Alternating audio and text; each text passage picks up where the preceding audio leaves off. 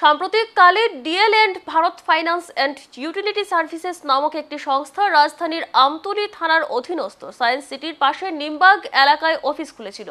গত নভেম্বর মাসে হঠাৎ এই সংস্থা কাজকর্ম বন্ধ করে দেয়। ঋণ দেবার নাম করে সাধারণ মানুষের কাছ থেকে কমপক্ষে ৩ কোটি টাকা হাতিয়ে নিয়েছে এই সংস্থা। এই প্রতারক সংস্থার মূল মাথা তথা DL&, Bharat finance and utility সার্ভিসেসের ডাইরেক্টর দেবাশিস দের বিরুদ্ধে আমতলী থানাসহ মহকুমা প্রশাসক পশ্চিম জেলার পুলিশ সুপারের কাছে লিখিত অভিযোগ জানানোর পর সেই টাকা কোনো এক রহস্যজনক কারণে উদ্ধার করতে পারছে না পুলিশ। বুধবার আমতলী থানায় দ্বারস্থ হয়ে এমনটাই অভিযোগ করেছেন এই কোম্পানির একজন কর্মচারী মনোজ দত্ত। তিনি অভিযোগ করেছেন ওই ফাইন্যান্স সংস্থায় তিনি সহ আরো 7 জন কর্মী কাজ করতেন। প্রত্যেকের সঙ্গে প্রতারণা করেছেন দেবাশিস দে। প্রত্যেককে দিয়ে সাধারণ মানুষের কাছ থেকে ঋণ দেওয়ার নাম করে টাকা কালেকশন করিয়েছে ওই অভিযুক্ত।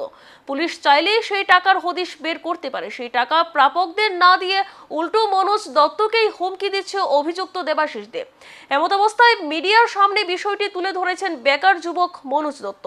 অভিযুক্ত দেবাশিসদের আর্থিক প্রতারণার বিষয়টির পুলিশ সুষ্ঠু তদন্ত করুক এবং সাধারণ মানুষের টাকা উদ্ধার করুক, এমনটাই আবেদন জানিয়েছেন তিনি আরো জানিয়েছেন ওই প্রতারকের প্রতারণার কারণে এখন এই সংস্থার অফিসে কাজ করা প্রত্যেক সদস্য গ্রাহকদের কাছ থেকে প্রতিনিয়ত হুমকির শিকার হচ্ছেন এবং নিরাপত্তাহীনতায় ভুগছেন।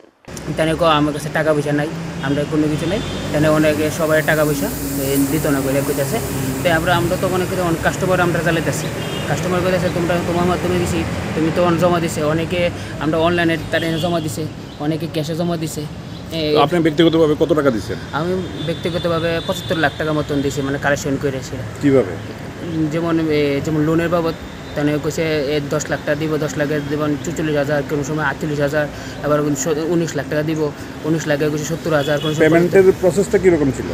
পেমেন্টের প্রসেসটা ছিল অনলাইনে হয়, অনেক সময় ক্যাশে দেওয়া হয়েছে। তারপর কী হয়েছে? তারপর এইবার তো আমরা তো আর কোনো সলিউশন পাইতেছি না।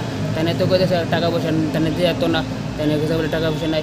এইভাবে তখন আমরা আইসি থানার সামনে, স্যারের লগে কথা কইতাম, স্যার এই ব্যাপার আমরা তো কীভাবে টাকা পাওয়া যায়, তাহলে যদি পুলিশ প্রশাসন যদি ঠিক করে, যদি তাদের সব কিছু সিজ করে বা তাদের ফ্যামিলিগত বা তাদের আত্মীয় স্বজন সবাই যদি একটা ভালো করে সিজ করে, কিন্তু টাকা পয়সা সব পাওয়া যাবে।